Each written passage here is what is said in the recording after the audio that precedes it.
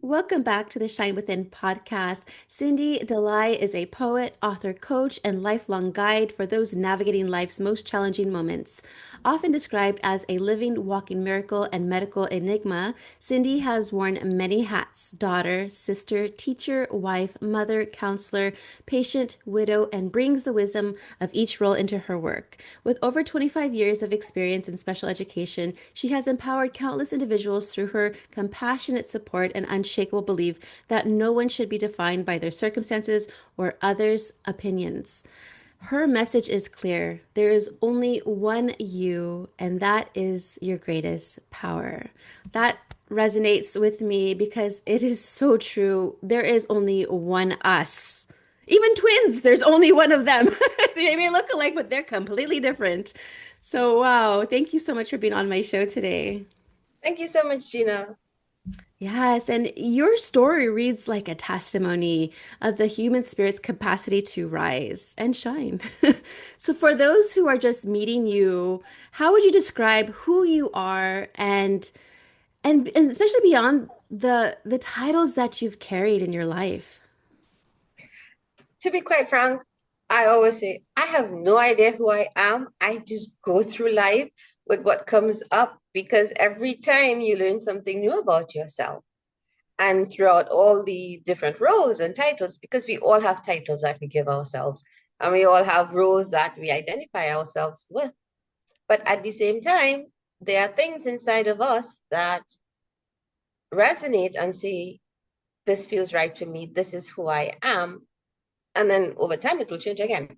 Like I said, my I have played a lot of roles in life, and each one has helped to build something in me, or change something in me, or made me see through new eyes, which is what I say. You know, we all see through lives through our own eyes because each of us are a special, unique individual. When you were when you were born, I mean, the mold was broken because there's only one you. And you have to realize that you matter and you are important. And yes, there are times when we look at ourselves and say, no, I don't really matter. And I'm just going to go through with this because this is how everybody sees me and nobody really cares. But even in those times, you still do matter because you have to see yourself first. And it's not about being selfish. It is not about, I want to make that distinction. When you see yourself, it's not about being selfish and being like the main character in a movie.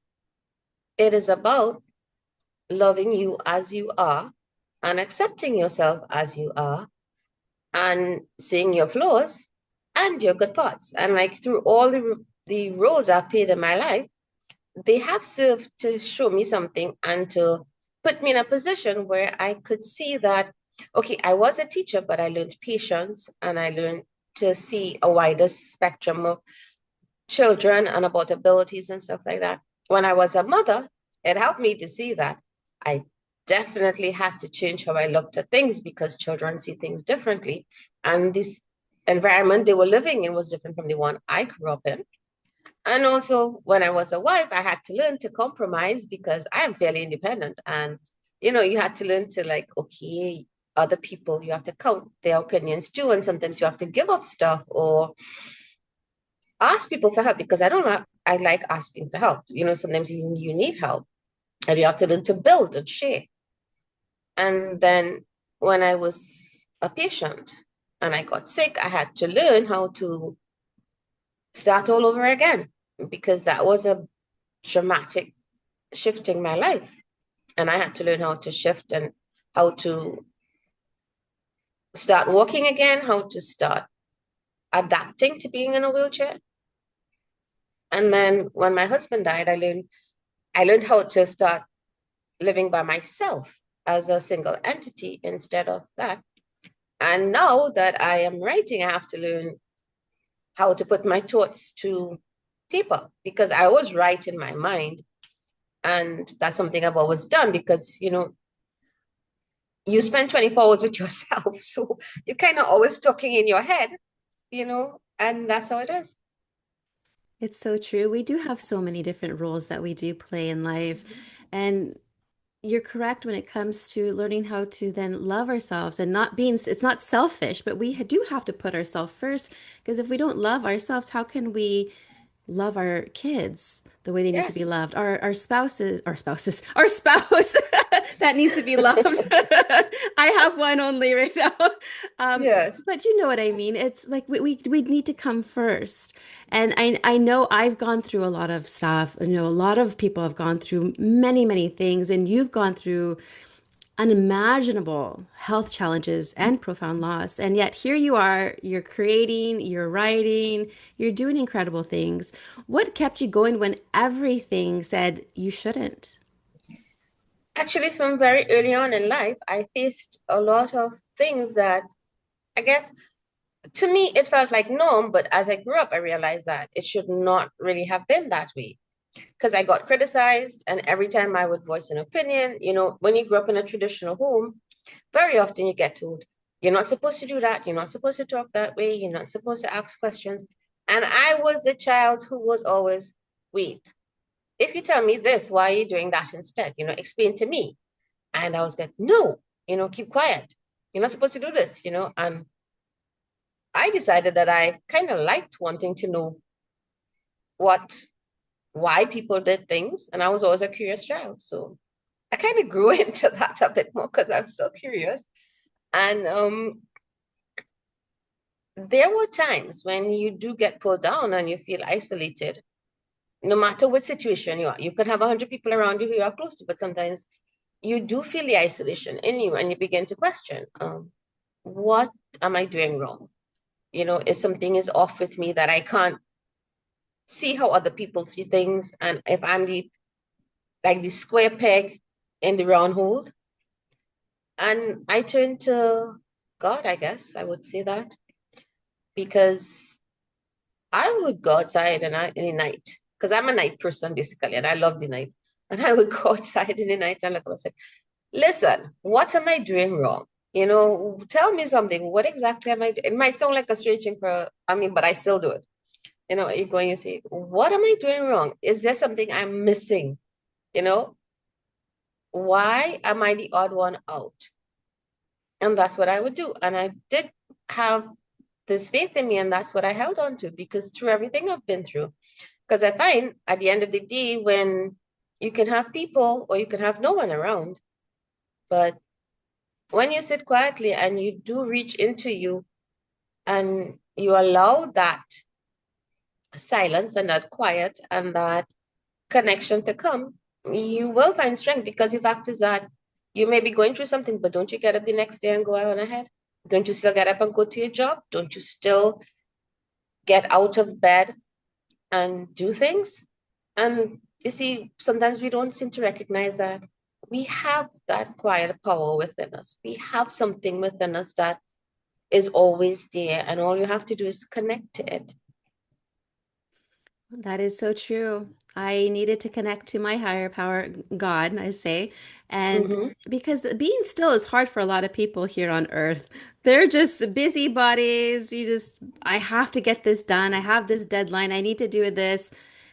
It's a matter of just maybe just taking some time for yourself and being still. And I always talk about this on this podcast is that when you have those quiet moments and are still, that's when you get messages, comfort, clarity, and understanding. I feel my favorite place to get clarity is out in nature. I feel like the leaves, when they're blowing from the wind, are speaking to me.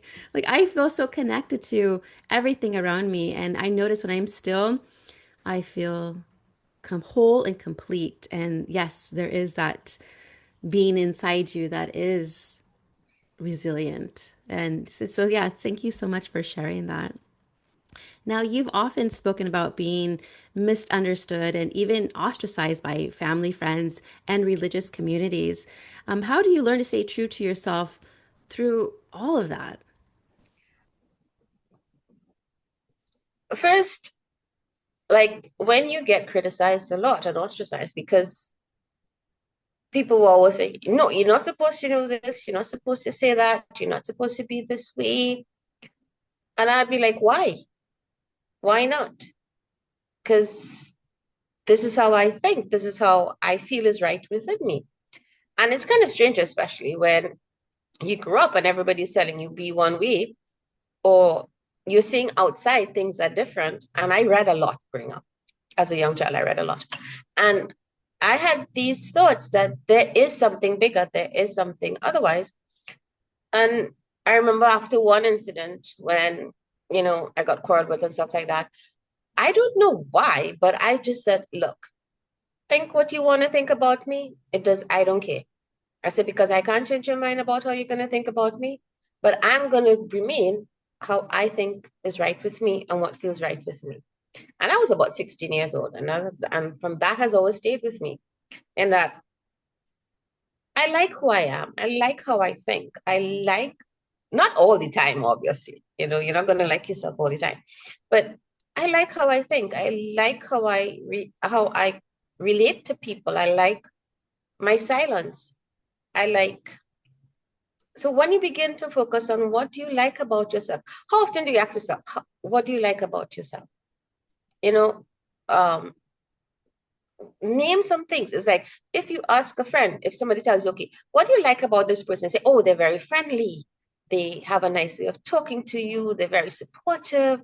They always listen when I talk. But have you ever asked yourself, what do you like about yourself? And I started doing that. I said, okay, what do you like about yourself? And I said, well, I like talking to people. I'm very open. I like that I laugh a lot. I like that I can walk outside and look at things and see stories in them. I like that I can breathe and I can climb trees. And you kind of you have to point out the things that you're good at to yourself. And that's how I got through a lot of stuff. And the ostracism, especially in that, whilst now this may sound strange, but there were advantages in having that bad situation in that I learned to be more secure in who I am. I learned to stand up for myself. I learned to have my own inner strength. I learned to find avenues outside of that environment where I could express myself more openly. And I learned to look deeper inside of me.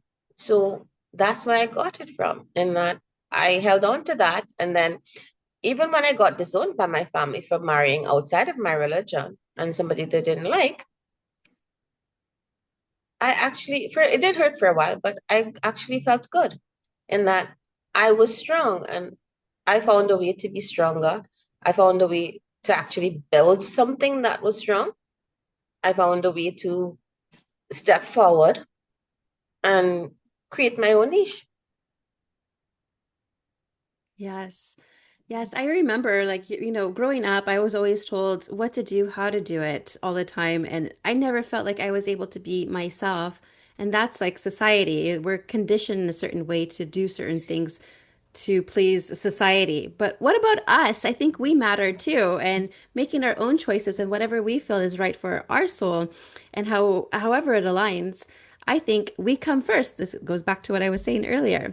Now, Yes. yeah, what do you wish others actually understood about people who live outside the box? Like myself, I live outside the box all the time. When people are like, "Oh, why don't you just do it like normal people?" I said, "I am not normal people, okay?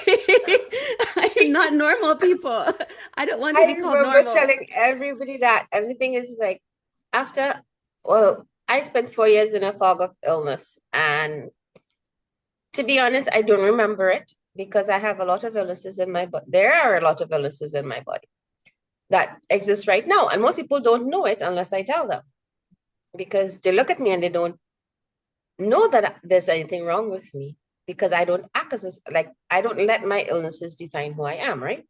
And for 4 years, I was in this fog of illness. And all I know about it is what my family told me and reading the medical records because my body was here, but I was like in and out of the flares that were going up with me. And when I started recovering, I was in a wheelchair and I wanted to still be independent to do my own stuff. And people were like, why? No, you're not supposed to do that. Why are you doing this and stuff like that and whatever. And I said, well, I'm not normal. Which is what you say, I'm not normal. I like to do my things my own way and stuff like that and thing. And what people have to realize is that we tend to want everyone to fit into these roles and these ideas of how they are supposed to be. You have a serious illness, you're supposed to be this way. You're supposed to not do these things. You're supposed to, think about things a little bit more seriously. And I was like, nope, I will do what I want to do because I'm still here. And I'm not going to let the circumstances define who I am. And we have to realize that you cannot look at somebody and judge them by your own standard. You have your own standard, yes. And that is for you. And the same way you want someone to look at you and see you as you are and accept you as you are, you have to do the same thing to another person. Don't get so pulled down in the fact that we're supposed to be following this trend and you're supposed to fit into this mold and this is how things are now. I mean, everyone has something special about them. And the reason you may like someone is because they are different. Or the reason you may see someone stand out is because there's something about them that is uniquely them. And everyone has that. And we have to realize that sometimes people who don't conform or who don't fit into our mold, there's nothing wrong with them. Maybe you need to stop judging. And maybe you need to stop putting people in a box. Because sometimes what we do is we let our own life experiences dictate, and people's opinions dictate how we see everything else and how we expect everyone to be and the conditions we put on ourselves. And that is not something that may be comfortable inside of you, but you do it because this is how everybody else is. You're supposed to dress a certain way. You're supposed to act a certain way when you go out to certain things and stuff like that. And that may not be your natural personality or your natural inclination. So why are you putting yourself in a box and expecting everybody else to fit into that mold that they have cast, that this is okay? To fit in, you have to be this way. Why do I have to be a certain way if I'm good at something? Why do I have to conform to fit into a certain environment? So we have to stop looking at people and seeing the bad things about them first, because that's what we do. We look at people and we see the bad things first. And somebody could do 100 good things for you. And the one time they do something bad, you remember the one bad thing. Yes, it reminds me that, well, yesterday we were watching a sermon at home. So my husband is more re on the religious side. I'm more of the spiritual side because I feel like whenever I went to church, they were the first ones to judge, always judging. And I'll give an example. Like I called my husband out just yesterday. We were watching the sermon and immediately he judged the guest speaker. And I said, he said like this, oh, he sounds uneducated. I said, hold on.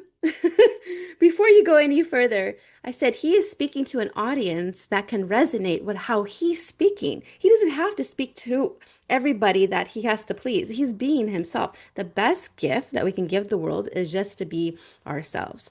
Anyway, so this man, and he was a good speaker in my opinion, was wonderful because he shared his story of how he was a convicted murderer and then found his way out by going to God and now serving the community that he serves, which are teenagers. And then I said, see, it makes sense. He's serving teenagers. He's speaking the teenage language. And so, of course, it's going to resonate to an audience who can understand him more. And that's why I called him. I said, wait a minute, don't judge. Don't judge. Let them be who they are. So me, I used to be very judgmental when I was young. And then I'm like, okay, Gina, this it's not going to work out like this. And then I started seeing through their lens, through other people's lenses, and that's helped me as a being on earth here, just like I can have more compassion and empathy towards people because I can understand them. And plus, it doesn't help that I'm actually an empath, so I do feel other people's energies all the time. But I have so much compassion for everybody. So I am the last person to judge because I've been judged many times and I just didn't like that feeling. And so that's what turned me off to a church. Doesn't mean I don't believe in God. No, I love God. I'm very much a godly woman, but I don't feel like I have to go to church in order to get approval. You know what I mean? I think if you people remember this, I think in the Bible it did say that you don't have to go to stone or a church building. I think Jesus said that somewhere in the Bible, if I I remember think so correctly, too. Yeah. that God is in within you, and wherever you are, the Holy Spirit will reside. And like you said, I know a lot about other religions because I grew up in a multicultural and I live in a multicultural, multi-ethnic society. So you knew about all the religions, all the different religions. And so I kind of knew all of that. And like I tell everybody, I said, I'm not religious, I'm spiritual. And somebody would say, well, what are you spiritual? I said, oh, I believe there is a higher power. It doesn't mean I don't believe there is a higher power. But what I do know is that he's not in a box and he is not there to be put in these. Yes, he gave in all religions, there are guidelines you follow and certain things you're supposed to do and stuff like that and things.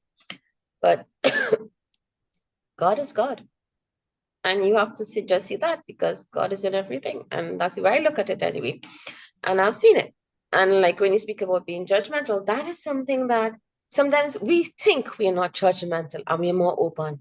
And it does come up that sometimes in situations we find ourselves, and then you catch yourself and you say, oh my, I didn't realize that I thought this way, or this isn't really how I thought myself to be. And that's when you start pulling yourself up because I have done that a lot of times, you know? And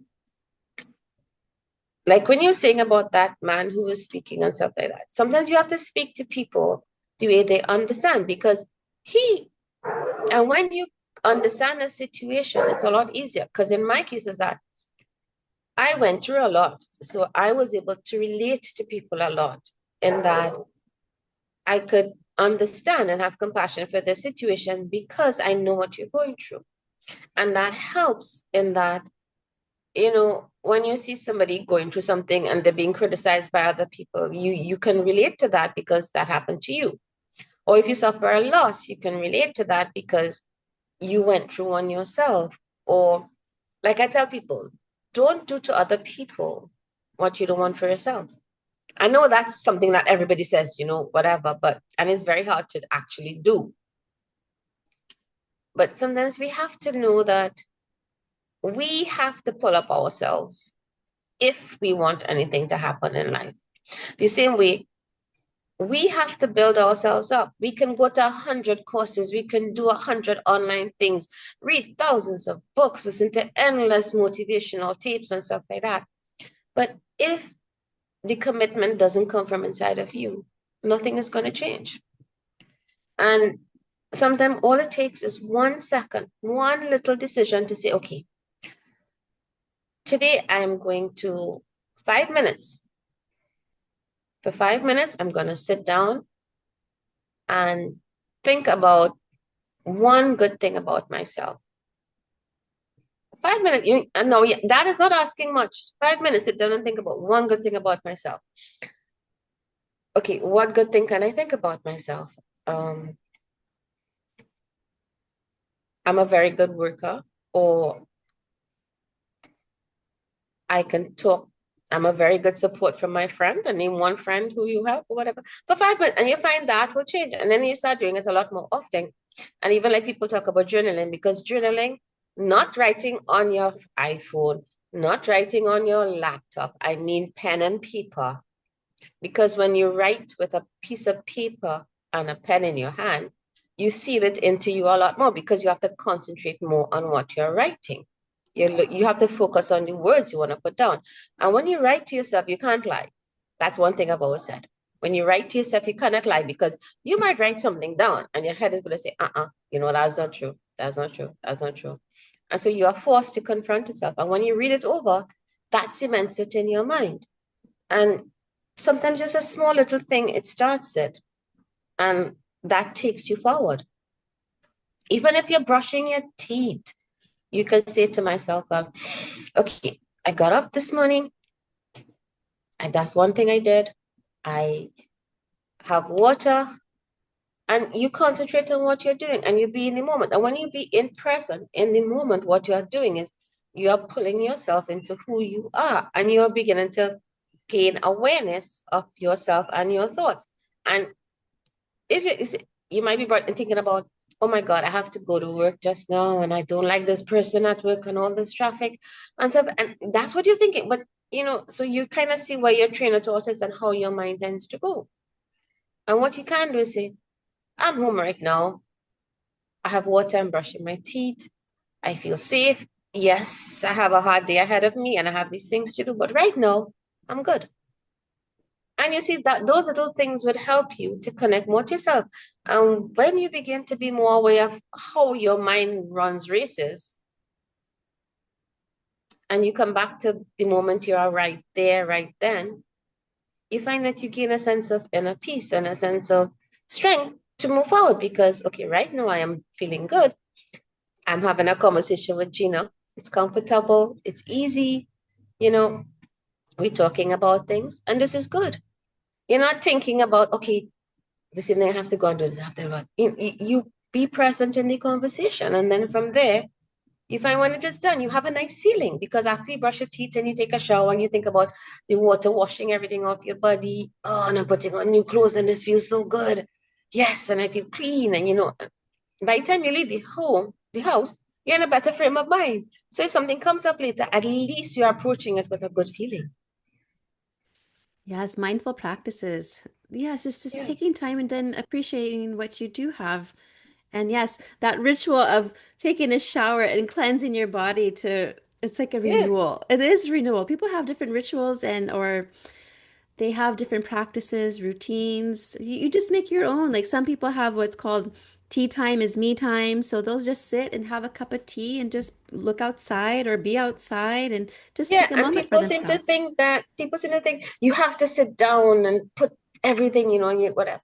No, it doesn't take long. Even 1 minute when you, like I said, when you get off the bed instead of, oh, I have to go to work today, another day. I don't want to go to work.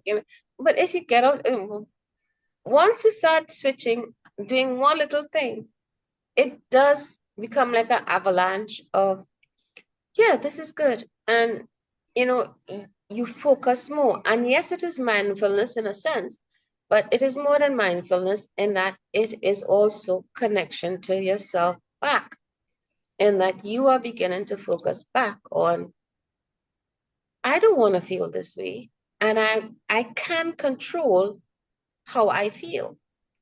I can control my connection to things and to everything else. And that is really what is important when we start looking at building ourselves. Now, a lot of people have asked me, because I walk and stuff now, and a lot of people have asked me, say, well, I mean, when I saw you last time, this was okay, and you were this and whatever. And how can you survive for over 12 years without any medication? Because I am allergic to medication, all medications. And people would ask me, like, but I have not been to a doctor, and I don't take medications. I can't even take a baby Panadol, or I can die. That's how bad it is, right? And people would ask me, like, but how do you manage? Because yes, I have pains in my body that comes into my body, right? So I said, well, I don't focus on it.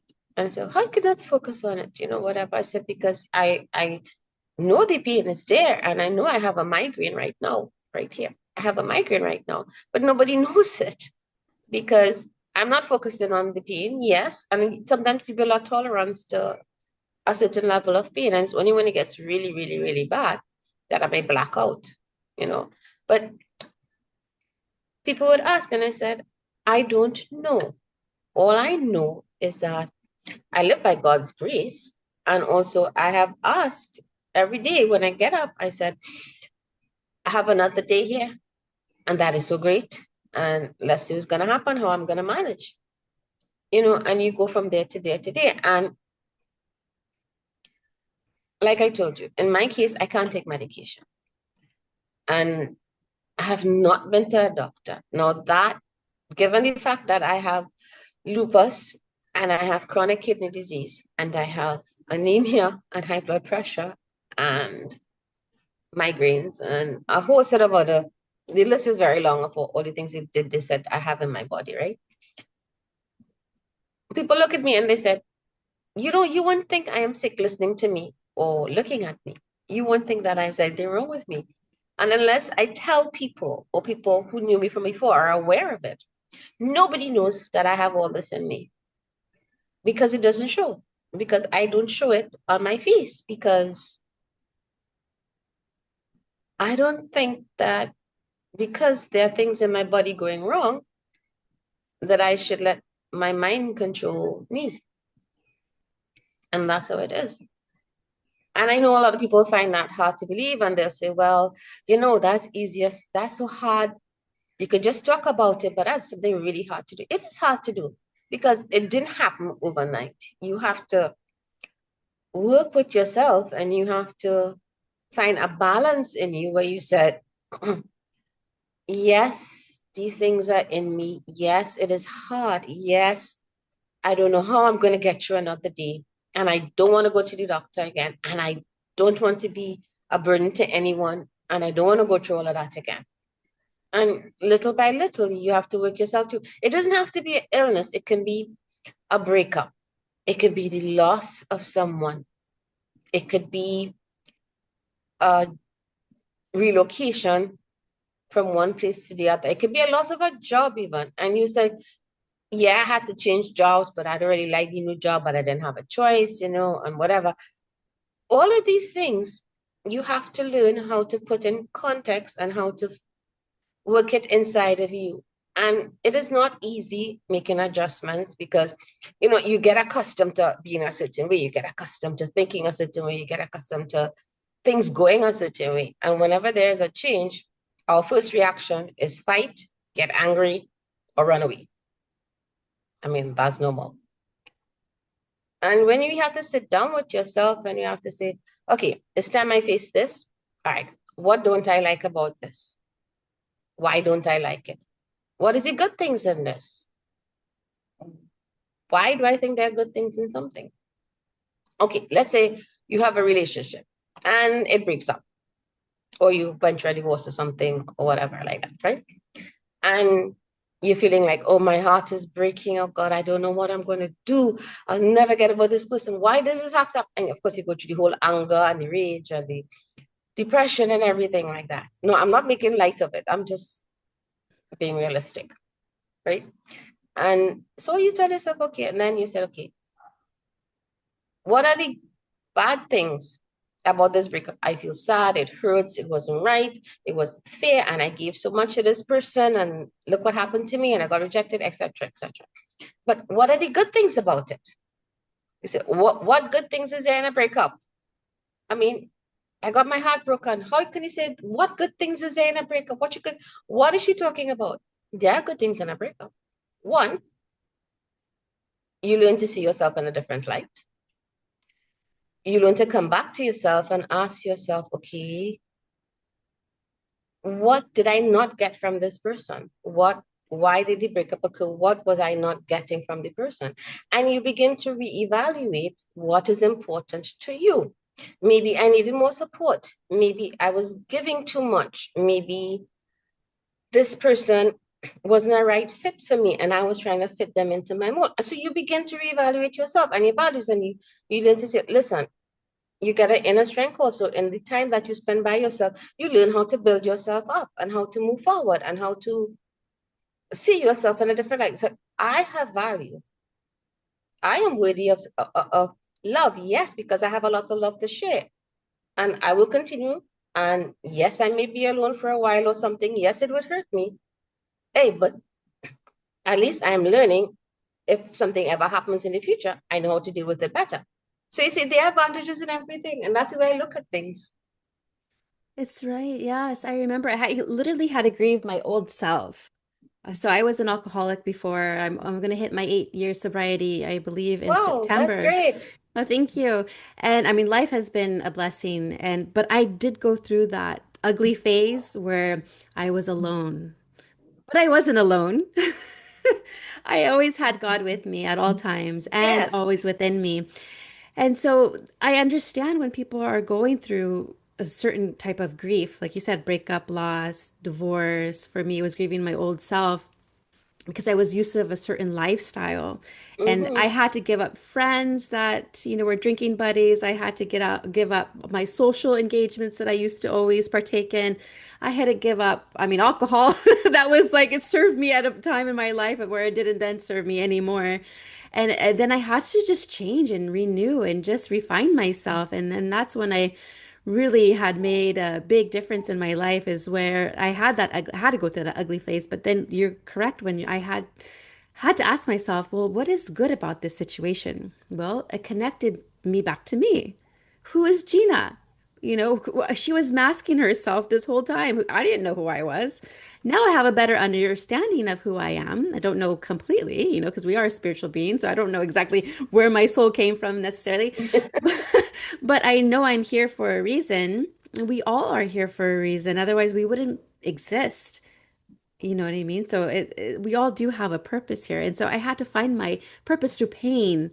And some people go through these different phases in their life. And for me, I'm at a place where I feel like I need to help other women who have gone through what I've gone through. I feel like I'm serving the past versions of my old self because I understand my old self, and I give my old self still grace and compassion. I give my new self grace and compassion, and I still give my future self grace and compassion. I will always give grace and compassion no matter what. And so thank you so much for sharing that and making it clear for the audience, like, hey, we do go through things and it's okay. There's still good in what we go through. With grief, there's still good in it somehow. We just go through it. So thank you for that. Yeah. And like you mentioned masks, and the fact is that we are conditioned to wear masks from very young. You go to school and your parents say, you're supposed to do this and things like that. And my friends expect me to be a certain way. So you put on a mask. When you go to school, you wear a mask, this, or when you're home, you wear a mask, whatever. And then when you start going to college and you start working, you wear a mask to fit in and things like that. And we become so accustomed to wearing these masks that fit our environment and fit our way and stuff like that, that we can't distinguish where the mask end and where we are. Because like I told you, we would never really know who you are. And you're talking about the soul. And the fact is, the soul does exist because the soul is always there. And we get messages, we get little nudges sometimes. All those times when you feel worn out and burn out and fed up of the life you're living, where do you think it comes from? It's not just a physical tiredness, that physical tiredness, the mental fatigue, the sickness that you feel sometimes, that is your soul telling you, hello, I'm giving you a wake-up call. You're unhappy. Why are you unhappy? If this is something that you like, why are you unhappy with it? No. If you're getting sick from doing these things and being this way, why? If I feeling like I'm stuck in a rut and I can't get out of this, and I don't want to talk. This is my person, is my friend, and we always talk, but I just don't feel like talking to them now. And you keep doing that. There is a reason those things come up, because you are giving a nudge from that higher power through your soul that is telling you, listen, this is not who you are, and you're never going to be or connect or know more about yourself if you keep going through this cycle. And sometimes you make a few steps forward and everything seems to open up, and and then you fall back into the same cycle again because it's familiar, because it's my comfort zone. It's what I've always known. And these people, why do I have to try to be a new person? Why do I have to try to be better? I mean, it's uncomfortable. I don't like doing this. And you go back to what is comfortable, what you knew before, because it's easy, it's comfortable, it's where you think you fit in. And a lot of times that is what happens to all of us, because it does happen to all of us. In my case, it was like there were these people, and like you kind of call these friends, and when something come up, you talk to them and think. Now, I don't have a lot of close friends because I've always been kind of like, if I want to talk to something, I have got to talk to, and I talk to them like 24 hours a day in my head, right? I mean, yeah, people might think me kind of strange, but I really don't care. Because that's what I do. Like you have a running conversation, whether you like it or not, with yourself all the time. And just sometimes I say, okay, what am I going to do now? I'm lost, whatever. And, you kind of ask for advice, you seek it. And people sometimes may not give you advice that you want or the advice that you need to hear, but you know it inside of you where it is coming from. And that is what happens when we sit down, and even in the midst of a busy day, something will come up to you. Hey, take a break. Maybe you ever get a thought sometimes coming to your head when you're like doing something? You might be washing wares, you might be walking, you might be in the middle of a concert, and you get this strange thought that, hmm, you know, there's this book I should read, or maybe I should look over something I saw home at one time in a book or something, or I remember seeing this on this, video or something, and you get a urge to go back and look at something. And that is because you're being steered into, listen, maybe you need to broaden your mind. Maybe you need to be more open to things. And very often we think we're open to life, but we are not open. We're open to the tunnel vision that we have. And like you were saying, you were talking about the fact that you like to go outside in nature and stuff like that. That is what I do. Because right now, I'm looking out of my backyard and there are mango trees and butterflies flying around, even though it is rain. It is raining, right? And to me, that is what I love to do. I love to sit down and watch the rain, how it falls down and how the leaves bloom, and watch the birds. And, you hear the sound and it's like a background. And it does something to you when you pay attention to it.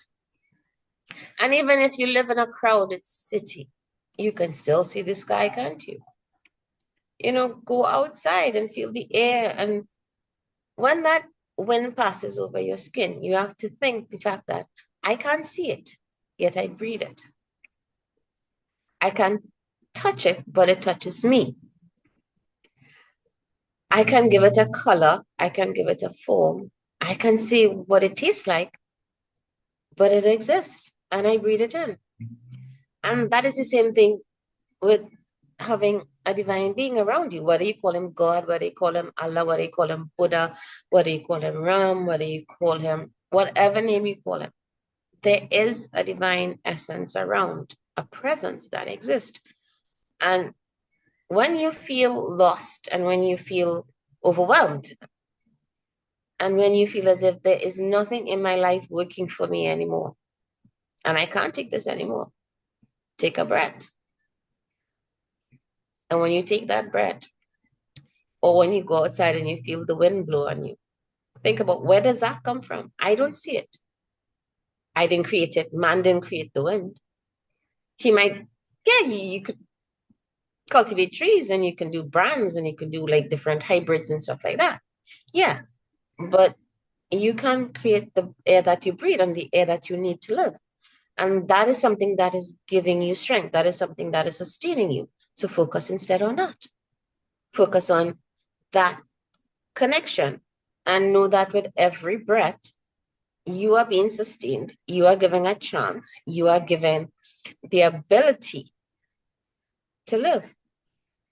And you have to treasure that. And when we begin focus on the little things, the fact that you can get up and you have a body that moves, the fact that you can open your eyes and see colors and see shapes, the fact that your ears can hear the noise around you, even if it's a bell or somebody's phone buzzing, and the fact that you can open your mouth and eat and use words and speak to people and connect and move your body and move from here to there without anybody helping you. That is a gift. And we have to learn to start treasuring our gifts. And these are things that you are given every single day you wake up. And you have to start, well, we all have to start doing that. We have to start seeing that what we take for granted in being alive is really a gift, because I don't know what's going to happen to me in the next 5 minutes. I don't know what's going to happen to me tonight. I don't know if next week is going to be here or if I'm going to be here to live next week. So sometimes we have to learn to like treasure. You may be 18 years old, you may be 20 years old or 58 years old like me, but we don't know our time. And I tell everybody, I live by God's grace. And sometimes I think I live on borrowed time because technically I'm not supposed to be here because medically I'm not supposed to be alive according to the medical records and stuff like that and medical. And if they do medical tests on me, I'm technically not supposed to be alive. So I tell you, I live on borrowed time and I'm going to enjoy every minute of it. Yes, enjoy life as if you were gonna die tomorrow. That's what I had a quinceañera, and that's what one of the guys told me when he was giving the sermon to me and to all of my guests there when I was 15. It's like live as if you're going to die tomorrow. So we don't know. We don't know Mhm. when our time is up. So yes, honor and cherish each of the moments and the gifts that we do have. Like for example, last night, well, it's been several nights in a row, we have a leaf blower blowing leaves at 11 p.m. at night. But then I need to start thinking, at least I can hear that leaf blower and be grateful that I have Yeah, hearing, you're right? Keen hearing. So thanks for that reminder. It's so yeah. true. Now, I did want to touch a little bit about your gift as well as, the books that you've written because you are a poet. Can you just go ahead and talk about the books that you've written and what inspired you to write them? Okay. Well, I wrote two books. One is a poetry book, and I say I am a poet, but I'm also an author. In that, I wrote a poetry book which is called "Pieces of Me Touch My Soul" by Cyndee, and it's a book about poetry. And I've always written in my mind. I've never really written like pen on paper. I did a few times and stuff like that, and I always wanted to write because my head is always full of things. But life stepped in, and I had you got married, you got children, you were working and stuff like that, and then and I never really. It's like something in me never clicked to actually start doing it. And then in 2022, well, after my husband had passed, and I was feeling like, a little lost managing everything and stuff like that, and learning to walk all over again and doing all these things. And I have this very, very close person to me. And they said, I'm going to ask you a question and just answer me honestly and tell me exactly what you think. And I sat down and I wrote an answer and it came out in poetry. And then it was like, I just started writing poetry. It was like, that was the little door that needed to open. And I just wrote poetry and poetry and poetry. And it was poetry about God and about life and about lessons and about loss and about grief. And it was everything that my mind ran on, I wrote. Because I don't get right on like a specific topic, it just my mind will just run and I will just write whatever comes in. Sometimes I don't even know what I'm writing until I'm finished reading it, to be honest with you. And I wrote a poetry book, which is Pieces of Me Touch My Soul by Cyndee, and that was published on Amazon.com. And the other book I wrote is Grief is the Price You Pay for Love, Run into the Fire, Discover Me in the Ashes. That one I wrote under a pseudonym called Thealian, which at the time I didn't understand why I used a pseudonym, but I think I understand it now why I use that pseudonym. And that book is about grief and loss and the journey you go through when you lose someone and the absence and all the memories that come up. Because grief is messy. Grief is a very, very, very hard lesson that we learn in life. And it is personal, and nobody can tell you how to feel when you lose someone or when you go through a severe loss. It is a very, very, very deep experience, and it does shift your whole life and shift who you are. And that is what the book is about. It deals with all the things that come up. It's not just the loss or absence of a person you feel when you go through grief, because you have all the memories of associated losses coming up and all the memories of times that all those emotions, the anger, the feeling of unfairness, the anguish that you feel, the denial that you go through, all those things You see, your mind is like a library, and we have all these shelves and categories like a library where you go in, and if you want to learn something on philosophy, you go into this section with philosophy, and you get everything that is minutely related to philosophy. The same thing when you go through a loss and grief and you feel all that anguish and all the different emotions come up, your mind will take you back to every single incident where you experience something like that. Okay, you're feeling the loss of the person who is gone, and your mind will take you back to when you felt the loss of a friend growing up, when you lost a pet growing up, when you felt the loss of a favorite toy or something. It takes you back to all those memories. And the same thing like disappointment. You felt disappointment because this person is no longer here with you. And you're going to go back to when your parents disappointed you, when they promised you something and you didn't get it, and that same feeling will come up. Or when your friends disappointed you, or when your husband disappointed you, or when. So your mind is like a library, and it will bring up all those things. And we seem to think that grief is only confined to that person who is no longer there, and the loss is no longer there. But it is actually a whole life pulling experience in that you recall all the things in your life whenever the different emotions come up. And that's what my book is about, because I knew about, people dying and loss and stuff like that, but to see, like, to experience the depth of what happens sometimes, especially when you have a deep connection to someone, that is something totally different. And what surprised me was that, no, I just write how I think. So the book has poetry and things about it and what I learned from the experience. And I kind of put like how I went through the process and what it brought me. Because we do have to create space after someone is gone. And like I think we mentioned that before, in that you don't live in a bubble dealing with your loss, because you are still present. And you have to find a way to move forward, and you have to create space. And you do that by accepting and honoring the memory of what you have, of what the person meant to you or what the loss was. And you treasure those memories, but you also have to learn to accept yourself as the state you are in now, in that this is missing from my life, but I am still here and I have a purpose. Maybe my purpose is to offer understanding to other people who have gone through similar losses. Maybe my purpose is to be more supportive to people on a more personal level. Maybe my purpose is to gain strength in me so that I could move into another field and I can do something that is connected to, you know, expanding my world.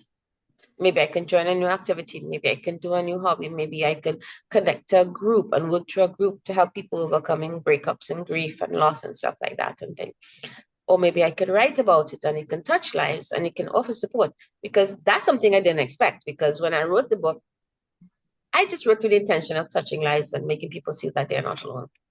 And the reviews I got on Amazon, and I also got from like personal people calling me, because people like I knew personally who got the book, they called and they were like, oh my God, Cyndee, I didn't think anybody understood, because these are people who lost like their husbands or their wives or had breakup in relationships. And I didn't think that anybody understood. And you're putting into words exactly what I'm feeling, because I thought there was something wrong with me, you know, and that I wasn't supposed to be feeling this way because people were saying X, Y, and Z. And, you know, and I am just so grateful and I'm so happy that, you know, you are there and you understand. And it's good to know that I have someone who understands and that, you know, you can give me support and it is good. And they feel comforted. And in the fact that when they read the book, it touched them and they realized that they were not alone.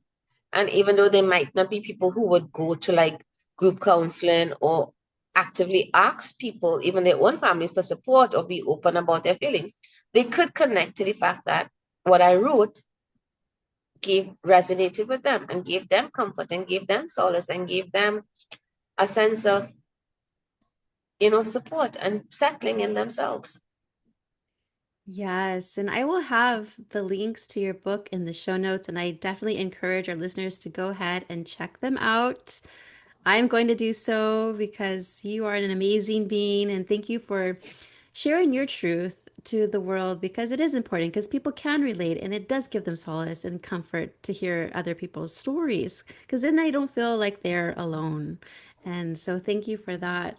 But how else can our listeners go ahead and connect with you? Well, you can get me through the books, which I mentioned. Pieces of Me Touch My Soul by Cyndee, or Grief is a Price You Pay for Love. Run into the Fire, Discover Me in the Ashes by Fayalian. There's also an author site called fayalian.com. And I am on LinkedIn, Cyndee Dhalai at linkedin.com. And that's how you can connect to me. Because to be honest, I'm not really a much social person like on Facebook or Instagram or those kind of things or stuff like that. I am more personal, in person, you know, that's how I am. That's great. Yeah, social media can be a trap sometimes. I haven't been on social media besides to promote and market my podcast and the episodes, Yeah. but I've taken like a 3 month break from posting anything else besides my I don't even podcast. know sometimes how some of these things work. To be honest with you, and I don't mean to sound as if I'm a technological idiot, but I kind of like I have, I guess, what you would call like, I prefer more in person, more in-depth thing than finding out about what people are eating and what they're wearing and stuff like that. I think I know people might criticize me, but I really doesn't matter. This is me. Yeah, yes. No, I feel you. I feel you because sometimes that's why people actually disconnect from social media because they're going through the scroll hole and then comparing. It's like, no, no, no, no. You don't even know what's really going on in their life. They're just giving their highlight reel. But trust me, whatever their probably personal life is that's hurting, they're not sharing. And the thing So, is, that's the whole thing. That's what I mean, I'm not bashing social media because it does good and it helps a lot of people stay in connection with each other, and it does foster like idea and putting out things that are probably important and stuff like that. But at the same time, some people sometimes you get caught in the trap of comparison, like which like you mentioned, people are gonna say, "Oh my God, that person, why can I do that? Why am I not in the same position?" And in a sense, that can bring you down and that can affect your confidence and that can affect your self-esteem and your self-value. And what you have to realize is that if you want to do those things and if you want to go and look at things, and yes, it might be fun sometimes because there are funny things you might want to look at. Because I have some friends who go on and they just find funny things to laugh at, dogs and people for all kind. I have no idea, but they go and they do, and yes, that's okay. But don't ever make the mistake of comparing yourselves to other people's lives or thinking that, oh my God, this person is so far ahead and I am this age and I haven't done this. And that is not right. That is not fair. And you pull yourself down by comparing somebody who you don't even know, who is just out there. You have no idea. Oh, you have worth and you have value. And I've always said it. Never let life experiences, other people's values, other people's opinions determine your expectation of life and your expectation of God and your expectation of the fact that you are unique. There is only one of you and you matter. Because if you didn't matter, you would not be here in the first place. very true. Beautiful words spoken by you, Cyndee. Thank you so much for being on my show today. I've absolutely loved our conversation, and I just know our listeners are truly going to get value from this conversation. So thank you so much. Thank you very much, Gina. It was very, very nice to talk to you. Thank you.